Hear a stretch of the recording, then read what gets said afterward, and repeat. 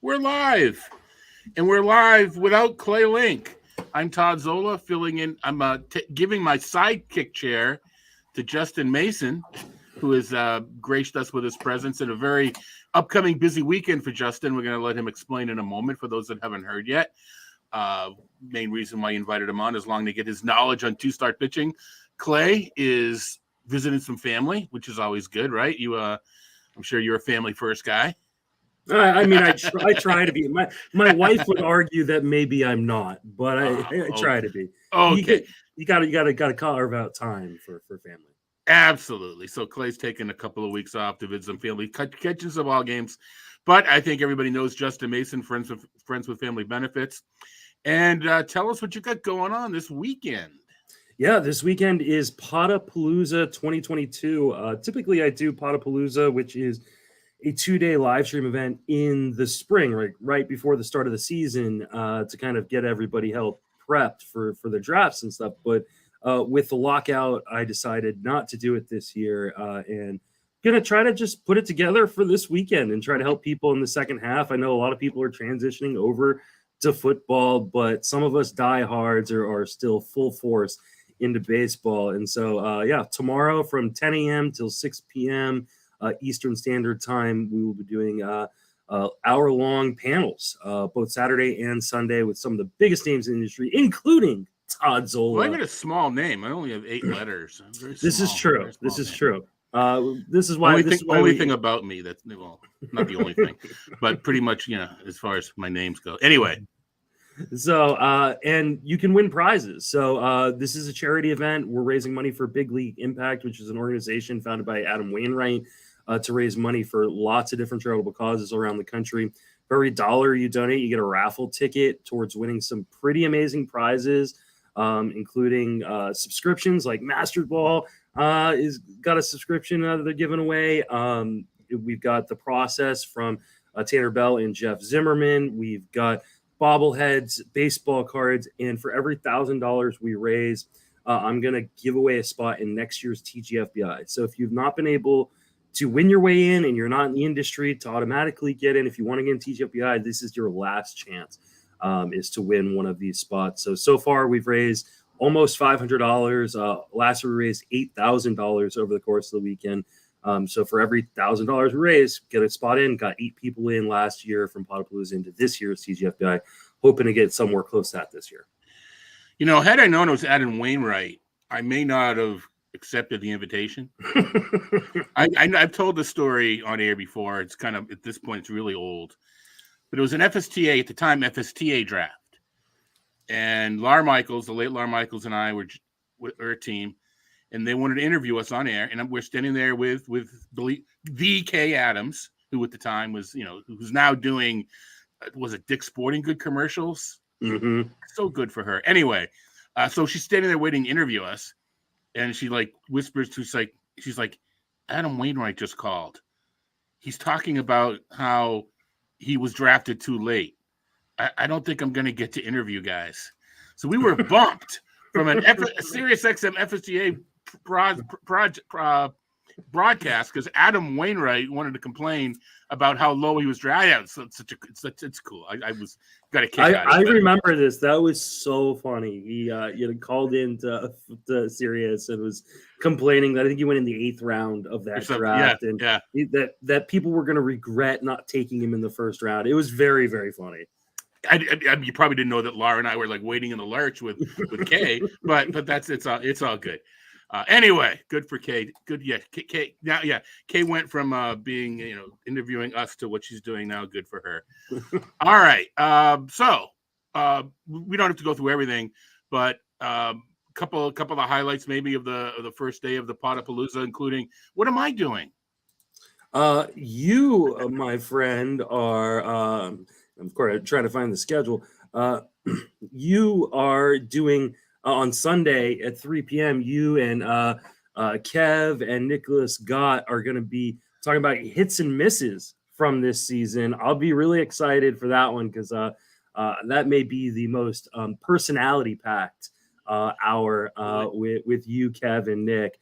So that's going to be a lot of fun. It's with I didn't know it was Kev. I had picked other people's answers from my from my hits and misses. I better come up with my own. Yeah.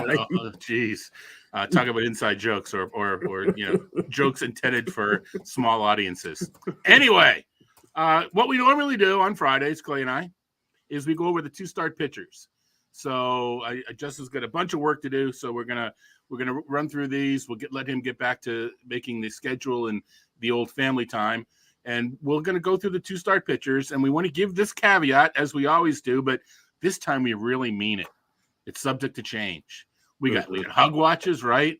We've got injuries that, pitchers aren't sure if they're coming back and maybe coming back and surprisingly coming back. So I post the rankings on Saturday. So the preliminary rankings are on Saturday. Then I update them on Sunday night, and I can't promise that that'll be the rotation. At least I can. I can promise it won't be the rotation for the rest of the week, but we're all dealing with the same information, and it's the best we can do. So the 2-start pitchers will be posted on Sunday night, www.rotowire.com/try if you're not a subscriber, and it's a free trial, no credit card needed. A couple days, check it out, check out everything. Enough of the gratuitous plugs. Let's jump right in, call up the grid. We start. I always feel bad for the Nationals. Even when I do my stuff, I always do them last. So I always pay least attention to their lineups and their, because I just want to get it over with. And I do them in alphabetical order.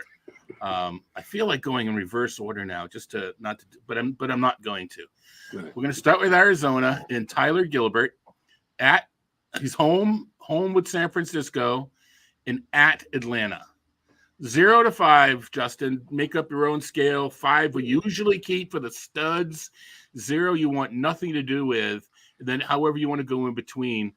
Tyler Gilbert, I don't think he's a 0 or a 5, but where does he rank in between? He's pretty close to a 0 for me. Yeah.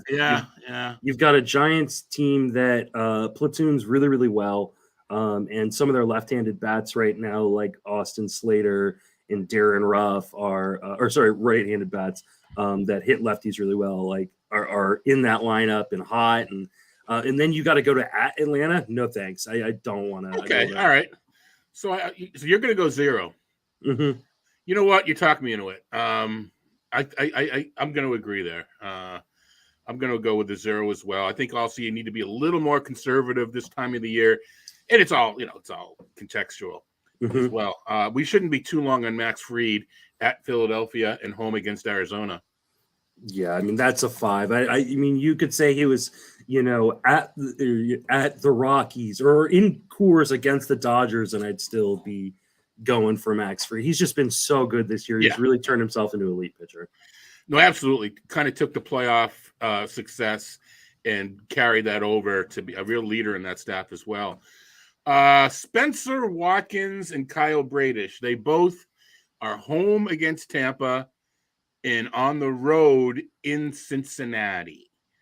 Where are we with Watkins and Bradish?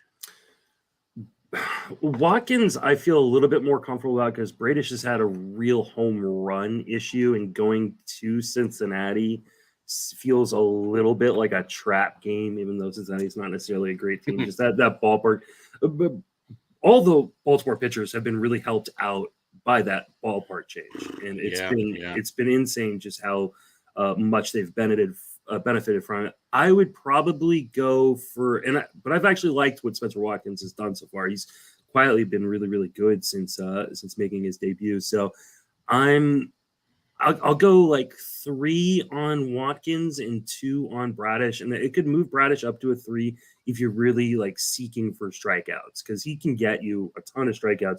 He just might give up 2 home runs in that game. Yeah, on the 31st, the deadline is the second trade deadline.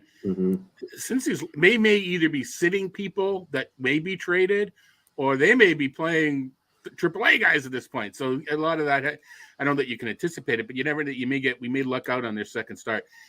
Watkins, you kind of mentioned there. I forget the name of the bias, but we all, it's so hard to get rid of first impressions, and first impressions of Watkins weren't that great.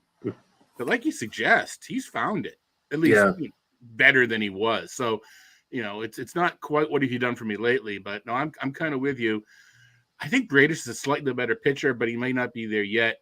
I'm going to go threes for both, anticipating that Cincinnati has got a lesser of a lineup in at that point. We'll see. Now, next up are the Red Sox we've got Josh Winkowski. They haven't really announced their plans with Sale now out, exactly what's going to be going on. Now we've got B. Keller. Did the Red Sox acquire Brad Keller? And they didn't tell me.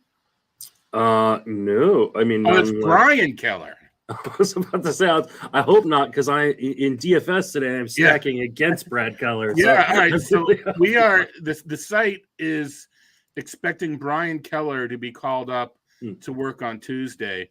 He will not have 2 starts. So if Josh Winkowski gets 2 next week, home against Cleveland and home against Milwaukee, where are we ranking Winkowski? Winkowski's been really bad at Fenway. He's got a 5.29 ERA. He's given up 3 home runs and 10 walks in 19 and 2/3 innings. I'd probably put him closer to like a 1, to be honest, even though the matchups aren't that scary. I'm not so concerned about the home and away thing. Small samples. He hasn't looked great, but I mean, I'm with him on. I'd probably use him over with the 2 home matchups against offenses I'm not scared about. I'm with kind of on a par with the Baltimore guys, so I'm going to go 3. And if people think that's a homer pick, so be it. But that's kind of where I am. I've got to get over this B. Keller not being Brad by my looking by the eyes. Here's another guy that you got to get rid of first impressions. Keegan Thompson of the Cubs. Mm-hmm. He is home against Pittsburgh and then at your Giants. 3 seems to be the number so far. Where are we going with Keegan Thompson?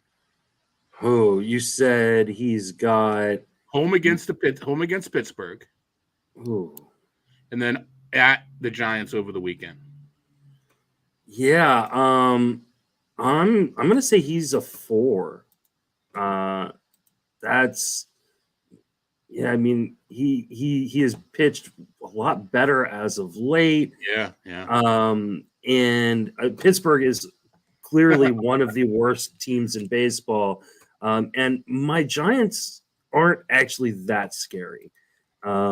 Especially against right-handed pitching. So, I'm not super worried about either of those matchups. And at the Giants, it's nice to pitch in Oracle Park. So, yeah, I think I might go a 4 there.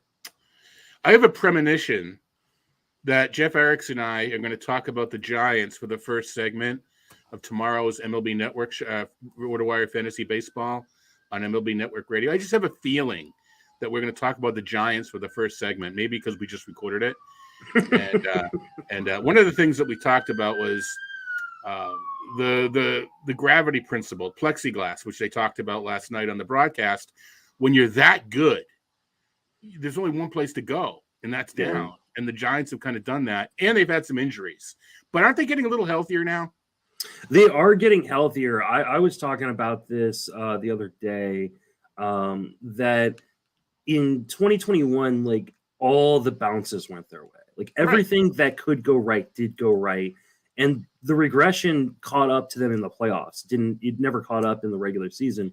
And the regression that caught up to them in the playoffs has continued on into this season. This is, I don't think they're as bad as they've played as of late, but I also don't think they're anywhere close to what they did last season. Right. The thing is, they have such a fantastic starting rotation and a pretty good bullpen that if they can sneak their way into the playoffs, they can do some damage in the same way that they did in 2010, 2012, 2014, where they weren't the best team in the playoffs, but they had the best starting 4, and that carried them through to the World Series. Yep. No, absolutely. Just, is Houston and the Yankees and the Dodgers, they look like super teams, but let's get into the dance and see what happens. Mm-hmm. All right. Talk about subject to change. We've got Luis Castillo starting next Monday at home against Miami. Hopefully they'll have scored a run by then. And the second start is also at home against Baltimore. Assuming he's on the team for both starts, where are we going with Castillo? I mean, this has to be a 5 because the Yeah. matchups are so good. You don't love Great America Ballpark, but I mean, when you're going up against a Miami team that now just lost Jazz Chisholm for 6 weeks, Yeah. and you got a Baltimore team that could be tearing down at any point from the pieces that are making them a halfway decent offense, you gotta love it. So yeah, it's an easy must start. And if Castillo has a better second half than a first half, like he normally does, which I'm saying kind of tongue in cheek, he may not give up a run the second half. Yeah. I mean, point being, he's a slow starter, warm weather, cold weather. He started out, he missed his debut was late, but he's been crushing it. Yeah. All right, let's see. We have Zach Plesac home against Boston for the Indians. There we are, 20 feet from Main Street. The sirens are kind of sounded like the fire truck. I'm a half a mile from a hospital, 2 blocks from a police station, and the fire station's kitty quarter. So I've managed to get most of the sounds out, but the sirens I can't figure a way to block the sirens. So anyway, Zach Plesac, and I hate when I'm listening on the radio and I hear sirens because I always think that, not that this is on the radio, but I don't you? Oh no, they're coming to get me! But no, it's just some damn song that's got a siren in it, or some goofy podcaster that's on Main Street. Anyway, Zach Plesac home against Boston, and on the road against Boston, and on the road. This is why Clay leads this thing. On the road against Boston, and on the road against Tampa. Plesac's pitched a little bit better lately. He's still the strikeout have not come as some people expected. But at least he's leveled off into a, palatable pitcher. But on the road against Boston and Tampa, where are we putting him? I think this is really dependent on what your team context needs. Now, if you're in a quality start league, Plesac's a much more valuable pitcher because he's gone 6 innings in all but 4 or 5 of his starts this year. That Boston start's a bit scary. I'm not as worried about the Tampa Bay start. I think I put him kind of like a 3. I think he's kind of on par with those Baltimore guys. I would if I'm looking for strikeouts, I would lead Bradish. If I'm looking for a quality start, I'd probably lean Plesac. Yeah, Tampa isn't as scary as they've been. They're kind of like San Francisco in the platoons and having a bunch of players injured. I think it makes sense that we're seeing a lot of mid grades because of the, coming out of the break. You teams rejigger their rotation, maybe leaving an all-star out a bit. So we're getting a lot of 3s and 4s in the rotation starting on Monday, which puts a lot of 3s and 4s in our rankings because that's what they are. Chad Kuhl at Milwaukee and home against the Dodgers. Home being Coors Field. Home versus the Dodgers is the really scary part, but he has actually pitched better at home than he has on the road. I'm going to say this is like a 2.5, maybe a 3. I want him to get out of Coors. I want him to get traded. I think he will be traded at the deadline. So maybe there's a chance he gets traded before that Dodgers start and you get saved from having to go up against the Dodgers. But I think it's pretty risky. That Dodgers team is just so good, even when it's not at full bore. What if he gets traded to the Dodgers and he gets to face the Rockies? I'd be pretty happy with that. I wrote a piece. Coors is undefeated. If you're, success is fleeting, and as well as he's pitched, it's not so much a mirage because he pitched well, but it can't be repeated. I'm gonna, especially if you're in a ratio tight race. It's a 0. Coors Field is just that bad. The White Sox coming out of the break need a couple of off days because it's been a strenuous week for them to play. Man, I hate the schedule. A Monday and a Thursday off coming out of the break. But this is what you got to do when you with the interleague game. So they're going with a 5-man, so they don't have any 2-start pitchers, but they're at Colorado early in the week. Oh, that's going to be interesting for hitters. Do you use your Jose Abreu? Do you use your Yohan Moncada in an NFBC half week with 2 games in Coors? I guess it clearly depends on who you have. But, that's one of those decisions because all it takes is 1 homer, and you've earned your keep for that half of a week. All right, Detroit. Ronnie Garcia home against San Diego. and Tariq Skubal home against San Diego. Then they go on the road to Toronto over the weekend. So Ronnie Garcia first, home against the Padres, away against Toronto. I mean, I don't think I want any part of those matchups. San Diego, I know they haven't been as good, but like that's still a really dangerous offense. And then at Toronto, there's no way I'm going for that one. Yeah, especially because they're going to be adding Juan Soto, right? They could. I mean, I'm sure every team is just pulling him in their lineup. I saw an article from The Athletic today. It's like the Giants should trade for Juan Soto. Yeah, of course they should. Like, I mean, everybody should. Will they? And will the Nationals give him up? I don't know. You know, what an interesting point, though. Would Juan Soto sign with San Francisco? You know, so hard to hit homers. Unless you're a pull hitter, but he hit, as we saw in the Derby, he goes all over the place. Mm-hmm. So I mean, if he Hall of Fame aspirations, I don't know that San Francisco's the park that he wants to play in, but show me the money, I guess, too. Yeah. Who was the second pitcher? Oh yeah, Tariq Skubal. Where are we going? I mean, he's cut down on the strikeouts. On the homers. But he hasn't maintained quite the level of dominance and control. So we did, he cut down on the homers. They're creeping up lately. We're kind of in the 3 range. Does he go higher than the 3? That Toronto one scares me. I think with me, I'm still at a 3, but I can see where he could have a couple better games. Yeah, I think I'm still at a 3, especially against a Toronto team that when they make contact, they make hard contact, and Skubal for his strikeout ability also still allows like above average zone contact. So I just worry that you got guys like Bichette and Vladdy and Springer. If you let them make contact in the zone, that ball's going to go far, and it could be really ugly. Yeah. He's doing a better job changing eye levels, which I think is helping keep the ball in the yard. But yeah, he's not the dominance hasn't quite been the same, at least from what I've seen. I'm curious what Hughes is going to do, long term over the break. Can you really go with a 6-man rotation when you've got Justin Verlander in it? I don't know. That seems to be what they're doing, at least for now. And these things usually take care of themselves. Somebody gets hurt, etc. But at least coming out, we've got 6-man, meaning Jake Odorizzi is going to get the 2 starts. At Oakland and then home versus they're not upstart anymore, but the surging Seattle Mariners.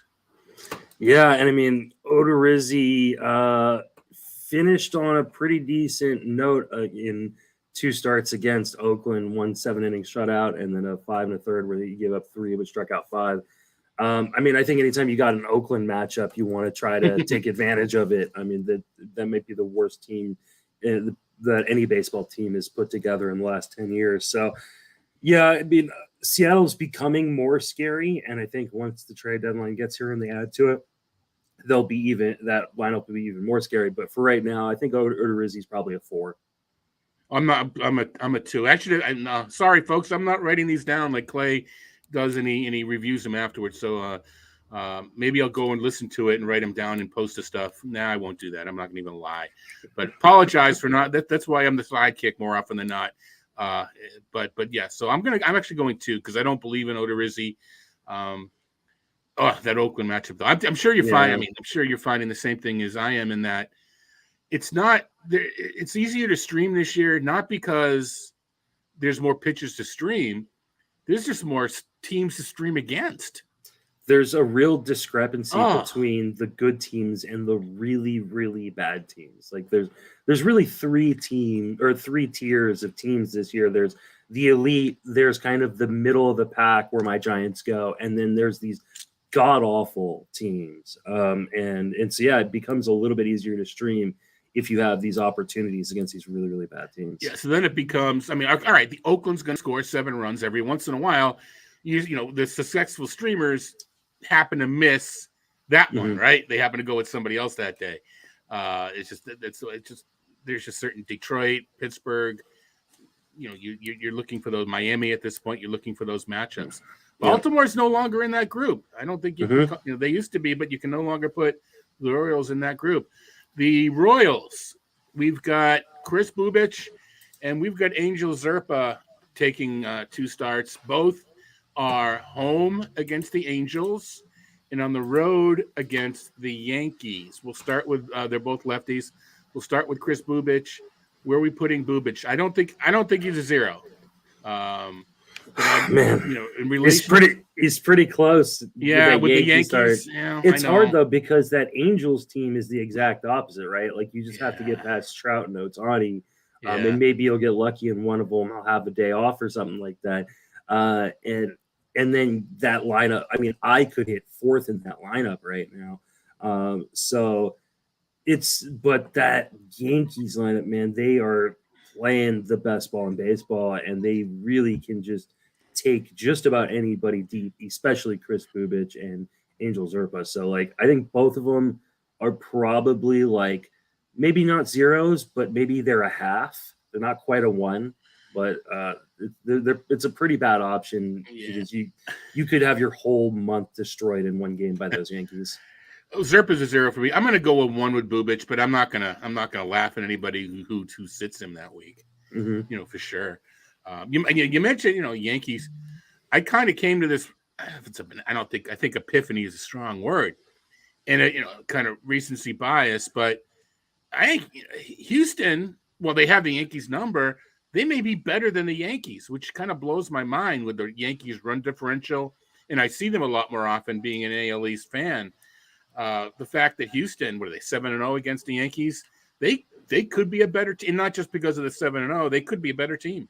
I mean, that's kind of scary because that's how I think the Yankees are ridiculous. Yeah, I mean, they definitely could be. I think Houston's had a little bit easier road considering the members of their division. Yeah. And when the Yankees have got like the worst team in the Yankees division is a 500 team Baltimore Orioles team. Like that's crazy that they're putting up that kind of record when the rest of the division is actually really good. So whereas Houston gets Seattle's now come on, but I mean, Texas is still terrible. The Angels are terrible. The Oakland, like I said, may be one of the worst baseball teams constructed in the last decade. I think I could easily see the Astros like having the top seed in the American League, but it'll be partially on the back of the fact that they don't have any competition, which makes me wonder if they won't buy at the deadline because they don't need to, whereas the Yankees will buy and get better overall at the deadline because they see the competition in that division. No, I think you're right. And I'm obviously 7-0 against the Yankees. It has to be entering into my gray matter. But even so, I just thinking, matching up the old back when there were newspapers. Let's compare the first baseman. Let's compare the second baseman. Let's compare the shortstop. I think Houston could, get a lot of check marks. I do too. It's just because of my fascination with how good the Yankees are. It's kind of wow, Houston's really good too. And I'm sure you can make an argument for the Dodgers. As well. Man, talk about, I know that you are not a Dodgers fan and it wasn't the greatest ending to the ball game last night, but from a pure, every team needs a Mookie Betts just for baseball. Baseball would be better if it were 30 Mookie Bettses. Absolutely. And then I wouldn't feel so bad that one of my favorite players in the league is on my least favorite team. Like it's, Mookie getting traded to the Dodgers was an absolute dagger to my heart. And then of course now, I had to witness Max Scherzer and Trey Turner, 2 of my other favorite players, go over there last year. And Trey's still there for another season. At least Max is in a different spot. Yeah. Trey with man, I want to see him on Dancing with the Stars. I have a feeling he would crush. With catching that pop up with the pop up slide like he did. He's so smooth when he does that. Like it's unbelievable. So light on his feet. All right, where were we? All right, we're up to the Angels, and we've got Noah Syndergaard at Kansas City, and then they're continuing to use their 6-man. So Syndergaard then another one of these easy offenses at home against the Rangers. So Syndergaard at Kansas City, home against the Rangers. I mean, it's harder to ask for a better matchup. Or better 2 matchups than that. I mean, Texas isn't super scary, even though Marcus Simeon's finally starting to come on now. And pitching in Kaufman against that Royals team. I like that a lot. You're not going to get a ton of strikeouts like you used to from Thor because that's just not what his game is right now. But I think that's a pretty easy 4, or maybe even a 5, depending on kind of your other options. Yeah, I'm gonna go. I'm gonna go 3. I just the strikeouts matter. Who gets more stolen bases, Whit Merrifield or Leotos Tavares? Oh, that's a good question. Tavares has been great. Like, I was in on him last year, and man, am I bummed I didn't pick him up off the waiver wire when he got called up this year. But yeah, he's been unreal. I'll take Tavares because the Rangers are running, and Kansas City hasn't run quite as much since Monday. Well, I'm talking specifically against Syndergaard. Oh yeah, I know. I mean, Syndergaard. I mean, and those catchers are just awful. Yeah, heck, Mondesi may get a stolen base in that game. He could easily. All right. Tony Gonzalen and Mitch White, who we saw work last night, home against Washington and on the road against Colorado. We're, Gonzalen, I mean, it's low-hanging fruit, a little bit lucky on the first half, expect some correction. Mitch White actually looked pretty good last night, better than he's looked previously, but at Colorado. How much does that ding him? I think it dings Mitch White quite a bit because he does tend to give up a lot of contact. Yeah. And I just worry about it might not even be home runs, but just kind of getting dinked and dunked in that really huge outfield in Colorado. I think that drops him down to kind of like a 2. Gonzalen, obviously he's got to regress some. Like, I mean, he's, right. I think he's like the 3rd most valuable pitcher in baseball so far. It's ridiculous. But you got to ride it while it's going, and I think he's an easy 4, even with that Colorado matchup. I'm going to go 3 in Colorado. Heck, regression started in the All-Star game for Gonzalen. He's singing tongue-in-cheek. Here's an interesting one. Trevor Rogers at Cincinnati, home with the Mets, and Pablo Lopez has the same schedule. But, I mean, Rogers, Jose Barrios, and Lucas Giolito, I have a feeling those 3 names are going to be spoken on your airwaves over the weekend in various different panels for various different reasons. So let's start with Rogers. Is there anything that we've seen in the underneath that he could be coming back for the second half? I mean, I think it'll be better. I talked about this with Paul this morning about Rogers. And I told him, like, I do think it's going to be better, but like, I don't think we're going to get the Trevor Rogers experience from last year. And in my main event, one of my main events, I've got Trevor Rogers, and I'm rolling him out there this week, but I do not feel good about it. It's really because of a 15-team league with very little replacement on the waiver wire. I feel like Great American Ballpark could crush him. The Mets obviously could crush him. His last couple starts, he's looked better at points, but he's also given up the big inning each time. And I just worry until that changeup is doing what it did last year, we're not going to see the same form we saw last year. So that sounds like a 2 or a 3? Yeah, probably a 2.5. Okay. I'm going to go 2. Yeah, Rogers is such a difficult. I mean, I don't think it's possible. I think we did as a community and drafters. I think he put a little bit too much into last season. And I think he may have been a little bit overdrafted, which feeds into what he's done. If he was overdrafted, that means his range of outcomes included something like we're seeing now, and I don't think we considered that as much as we should have. Pablo Lopez kind of exceeded the innings that he pitched last season after he was hurt. Kind of showed it a little bit. Was it yesterday afternoon? Yeah. I mean, to me, I'll give him a 3. I think I like him a little more than Rogers, but he should be a 4. But I don't think he's pitching in that vein right now. Yeah, I completely agree with you. I think he's a 3. He's definitely better than Rogers, but there's some real red flags, especially. I mean, he's a guy who's had a lot of injury issues, has not been able to hold up for full seasons yet.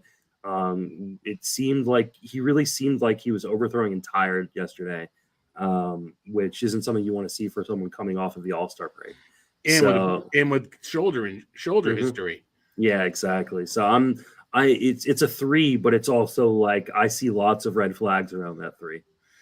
Yeah, curious what Miami is going to do. If obviously they haven't scored a run in forever, they're probably not going to be thinking themselves in the race.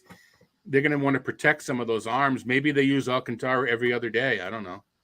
It might need to. Oh, it's just silly. No, I mean, all right, they've got Cabrera and they've got Max Mayer, and we'll see if Luzardo comes up. So they could go to a 6-man, and they could do things to get innings on these young arms and still protect them. Minnesota and the Mets both are with the White Sox with only 5 games, and it doesn't appear either. Well, we never know. They maybe you skip a starter. We're not sure at this point, but neither of them are scheduled for 2 starts. So we'll jump onto the Yankees. Jordan Montgomery, another hard luck. I don't think he was a loser, right? Just a hard luck no decision. A hard luck no decision coming out of the break. At the Mets, and then home against the Royals. I think that Royals matchup being so juicy hopefully outweighs a dangerous Mets matchup. And Montgomery, I think, has quietly put together a pretty nice season. There's been a few hiccups along the way, but I think he's really starting to shape into the form that a lot of people in the industry really thought he would get to. And I have no problem. Sorry, I think he's a 4 this week. No, I do too. I think didn't he have a pretty? All right, you know what? He is pitching better than last season. He's made I'm looking at the WHIP especially. Yeah, he's fewer strikeouts, but I don't know if he's sacrificing, better control, for the strikeouts or not, lowering the WHIP. But I think I was going to say, isn't he just staying the same? But you're right. I think you can make an argument, at least as a pitcher, that he took a step up. Fantasy-wise, the strikeouts may hurt a bit. Let's see. What do we have next? Did I miss a team, or am I just forgetting what we talked about here? So I got Milwaukee. I got I guess I skipped over Milwaukee with Aaron Ashby. We know he's starting Monday. We're not exactly sure. We're pretty sure he's going to start over the weekend at Boston, but home against Colorado and on the road against the Red Sox. Ashby, where are we going with Aaron Ashby? Man, this feels a lot like Charlie Brown trying to kick a football. Every time you think Ashby is going to he's breaking out, it's happening. Like you end up on your butt wondering what happened. But I think that Rockies at home start, you always love to get those Rockies in an early game on a road trip, away from Coors. So I think that outweighs a little bit how scary at Boston might be for him. So I'm going to say he's probably in between a 3 and a 4, like a 3.5. I like him better than maybe like the Baltimore guys, but maybe not as good as some of the others. Yeah, I'm going to go 2. Just I'm not. It's innings a concern, and I don't know that. I'm not sure we're going to get 5 or 6. That's a fair point. Normally, and I'm kind of the small sample. This doesn't matter. Normally, using a lefty at home when the Rockies are the visiting team using a lefty. If you had only played DFS on those days and stacked against a lefty, you'd probably be rich. Colorado historically does terrible on the road against lefties. It's not as bad this year, which is weird because they don't have Trevor Story and Nolan Arenado. Just the way they're a little more effective. But I still like a lefty at home against Colorado. I'll probably have to play DFS that night just to get some just to use Ashby against the Rockies. Let's see. So now we're skipping the Yankees who's already done them. All right, Oakland, which we don't know what trades they'll do, although Montas probably isn't going to get 2 anyway. So right now we've got Adam Oller penciled in home against the Astros and on the road against the White Sox. Are we even considering Adam Oller? No, I think that this is a 0 easily. Yeah, early in the year when Oakland was talking about using Oller as a primary pitcher, I had a little bit of interest. But as a starter, especially in these matchups, count me out. All right, Philadelphia, Ranger Suarez, home against the Braves, on the road against Pittsburgh, and then Byron Falter has got the same matchups. So Suarez, is he pitching a little? Am I wrong, or is he kind of? I don't want to say rounding into form, but has it at least become palatable lately? I don't know. I don't think. I mean, he's clearly not the same guy he was coming. That at least I thought he was going to be able to carry over some of what we saw last year. Well, you know why, right? Because he's not on the Robots team this year. That may be it. Because I mean, I really thought he was a guy that he's obviously an elite reliever, and then they transitioned him to starter so quickly, and he was able to go 7 in a game. He was able to and keep the velocity, but man, he has just really not been what we saw at the end of last year, which is super disappointing. This is hard because I don't really want to have much to do against the Braves. Right. But that at Pittsburgh matchup is drawing me in a little bit. I think he's probably like a 3, but I could be talked up to a 4 depending on how especially if I get to see that Braves lineup before the game starts, and if maybe they're sitting one of their guys, sitting in Acuna or in Ozuna, and to get one of those big bats out of the lineup, maybe I'd be willing to risk it. I thought I was going to have to talk you from 1 or 2 to a 3. No, 3. I'm going to go with a 3 as well. Again, short sample, 6 outings, selected inputs because he sucked the 2 starts previous, but his past 6 starts, 3.25 ERA, 1.22 WHIP. Again, surface stats. I don't like the 26 Ks in 36 innings, a little bit light, but he's not giving up homers and he's not killing himself with the walks. So I think palatable, if I'm able to say it correctly, is probably what I feel with Suarez at this point. And of course, when I talked to Robot, Phil DeSalt, last year lost Jacob deGrom, picked up Suarez because he was potentially going to close, and he didn't close. He moved into the rotation, and Phil, who magic touch, Midas touch last year, and this year as well, basically replaced deGrom's numbers with Suarez, who came pretty darn close. So it's just kind of a tongue-in-cheek joke that Phil just, he when I was talking about the Giants, just every bounce went their way last year for Phil. Every bounce went his way on top of already being really, really good at just what he does. Exactly. That's what happens. All right. And Falter, do we even need to go? No. Yeah, that's a 0, right? Yeah. All right. Pirates, JT Brubaker at the Cubs, home against Philadelphia. Ooh, that Philadelphia start is a little bit scary, but it's home, and Brubaker is a really, really interesting guy. He's one of those guys who has all the right skills to put it together. He just never seems to. Right. I think he's a 3. I think he's an interesting streaming option, especially in a deeper league. But I'm not overly enthused by it. I'm going to go 2 with the caveat, not so much caveat, but part of what I do in my rankings, I post the NFBC rostership. And anybody under 50%, gets highlighted, just kind of an eyeball sort of thing. I'll bet he ends up as somebody who, according to my rankings, is worth picking up this week. Mm-hmm. We'll go there. All right, San Diego without. With an off day, they don't have the schedule. They are continuing to go with a 6-man rotation. Brings us to Seattle, who has announced they are going to be having George Kirby return. That was just, it wasn't so much administration. It was just to keep him active.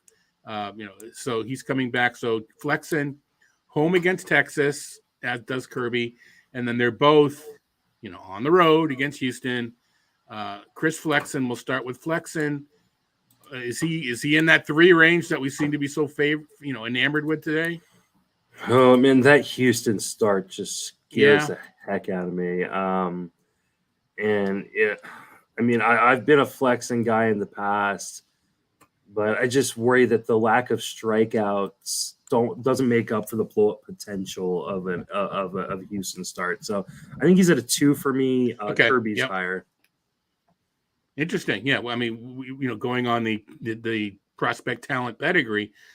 I can't I need to see it from Kirby. I have him in the XFL. I'm probably going to have him started because I need the strikeouts. I will have him going, but I could also see instances where I wouldn't. So I'm gonna go 2 for both. Yeah, I think I'd go 3 for Kirby. I'm just a big fan, but I am too. Two's probably right. Yeah, well, I mean, again, it's within context anyway. All right, San Francisco, Jake Junis at Arizona, and then home with the Cubs, and it looks like Carlos Rodon has the same pair. So is Rodon easy? He's a 5. Yeah, if we went higher than a 5, I think Rodon would be that. I mean, Arizona's been dreadful against left-handed pitching this year, so definitely a spot I would love to take advantage of. He'll probably be in my DFS lineup that night, even with a huge price. Junis, I'm a little bit more skeptical of just because I don't know what the innings are going to look like, but I still think he's a pretty reliable arm, and they should be able to get him to at least 5, so you have some win potential. So probably a 3. Yeah, I know. I agree. Junis is, to me, he's going to be, he needs to do what they thought Desclafani would do to make that second half run. Absolutely. I'm surprised there's no doubleheaders this upcoming week. Yeah. At least not yet, anyway. All right, so the Cardinals, even with 5 games, we've got Palante scheduled for 2. I don't know how that'll flesh out. We'll rank at Toronto, at Washington. Are we using Palante? Not at Toronto. I mean, I know Palante's actually pitched fairly well, but the lack of strikeouts doesn't make up for the potential blow up of that Toronto lineup. So I don't think I would use him. And there's a risk that you don't get that second game, right? Absolutely. So if all you get is at Toronto, it's kind of scary. Mm-hmm. All right, let's see. We've got the Tampa at Baltimore with Corey Kluber and Sugar Shane. And over the weekend, they are both at home against the Guardians. So we got Corey Kluber. I mean, McClanahan is probably going to be at the top of my ranking, so that shouldn't take very long. That's easy. And then do you think which camp are you in as far as the remaining season unfolds? McClanahan, counting on 6 innings every time, or are we going to start to see some pullback as far as workload? I don't think the Rays can afford to pull back. I think they're in just this heated race for a wild card spot, and their team is too beat up offensively to give anything back on the pitching side. So I think they're going to have to push guys in a way that they're not used to because they don't have any sort of guaranteed spot in the playoffs. So I think they're going to be forced to pitch guy like McClanahan. They've always had one horse, and I think McClanahan needs to be that guy. I think he needs to be, but I don't. Will they trust the innings increase? I think there's something in between. CC Sabathia with the Brewers a couple years ago, and skipping starts. I think that they would be a little bit more liberal, but I don't think you can still sacrifice long term for this year. I think there has to be some of that in there. And if someone like Patino steps up, maybe they won't have to. Maybe the Braves have got a wild card secured, and they could start to back off a little bit because that arm is just, I don't know how you feel or whatever, but I watched McClanahan and it's like, all right, I'm watching a good pitcher, and then you check the stats: 11 strikeouts in 2 walks in 7 innings. Like, really? I mean, he doesn't look like he doesn't look like he's doing what he's doing. He's just so easy. Yeah, it seems. I think easy is the right word. It just looks so natural and so easy that you don't realize how much he's just dominating you. Yeah. Best trade I made this year in Tout Wars was I traded Kimbrel for McClanahan before the start of the season. Nice, excellent. All right, we gotta rush it, get through the last couple of teams so you can get back to planning your Potapalooza.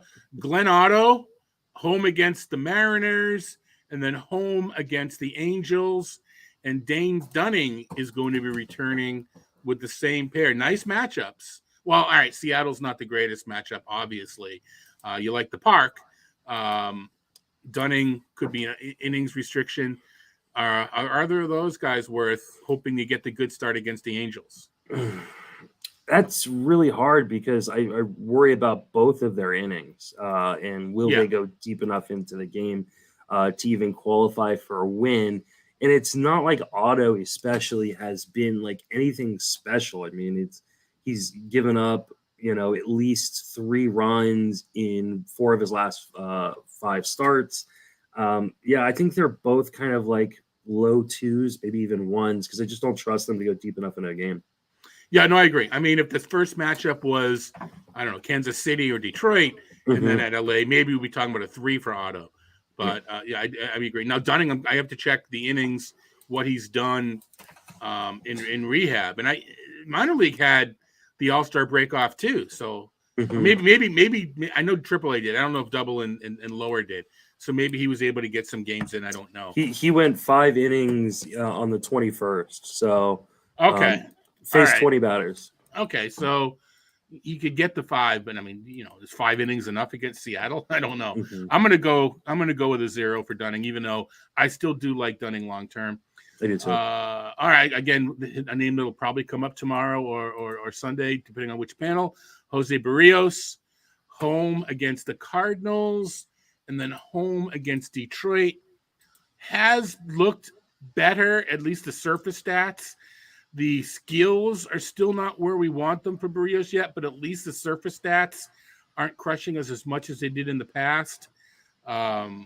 This time I'm confident he's not a 0.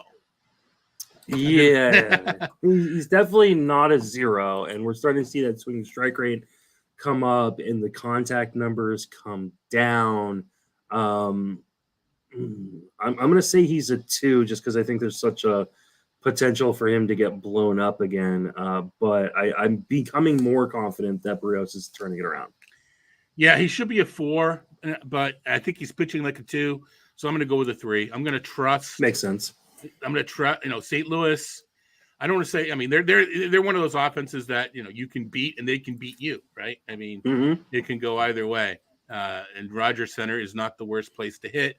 If the air conditioning's blowing out, it's a pretty good place. So I'm going to go 3. I'm buying Barrios if he's available. I am buying Giolito as well. I have not made my decision on Rogers yet.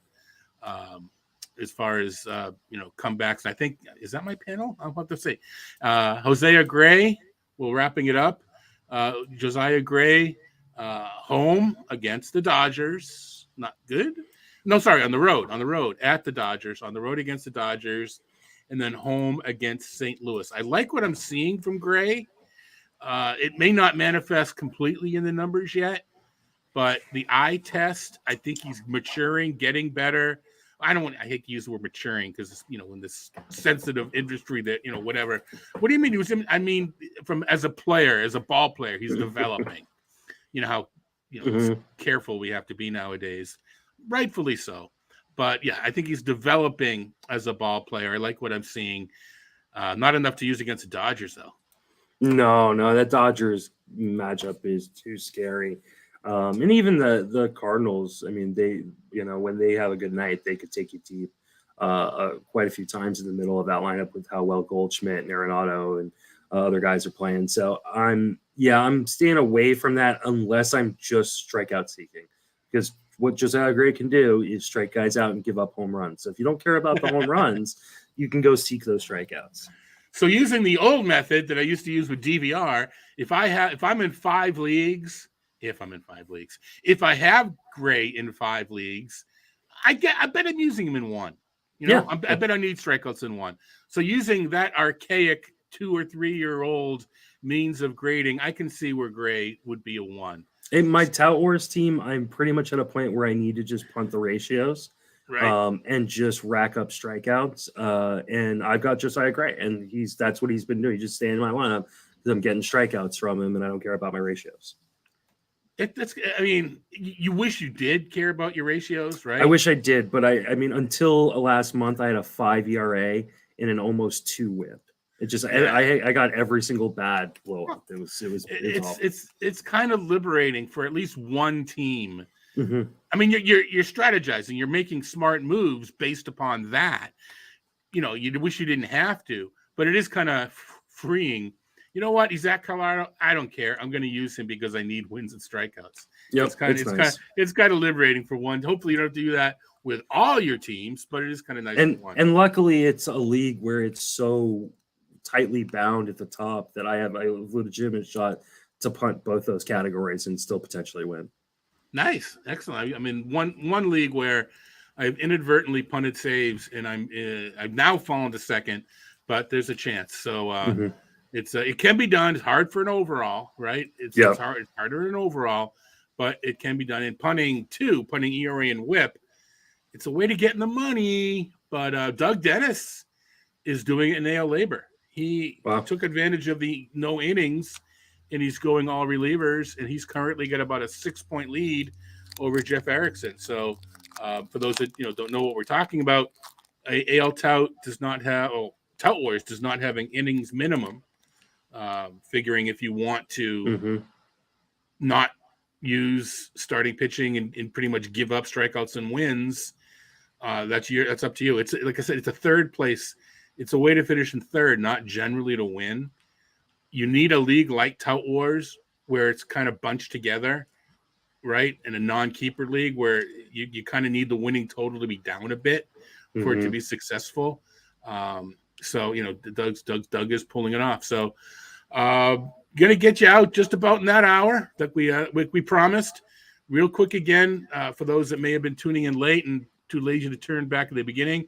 This weekend, real quick, one more time, Potapalooza, what do we expect? And what we didn't talk about, where do we find it?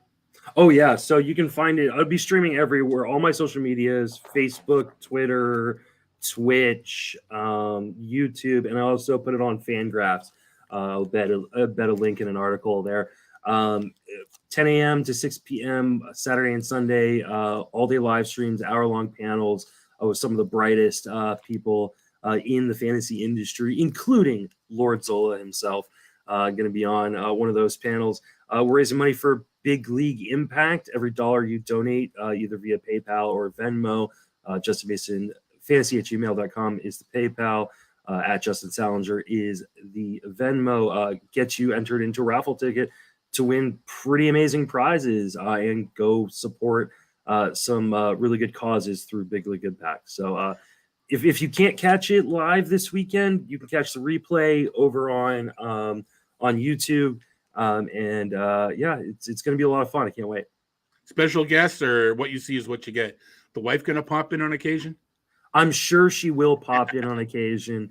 So she's going to be. She's beyond the special guest at this point. I think so. At this point, she's actually my manager. A lot of the tweets you're seeing going up for this right now are her. Like she has taken over my Twitter account. Well, she's just putting tweets out there for me. I mean, it used to be in wrestling when there was a run-in that was special.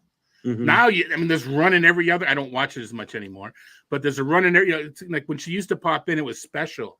Now it's like, where is she? Come on, it's been a whole episode. Yeah, I think most people are pretty upset when I'm there and she's not. So just kidding, Danielle. All right. Anyway, thanks a lot, Justin, for taking some time filling in for Clay. Off with some seeing some family. Appreciate you giving us some of your time and your knowledge.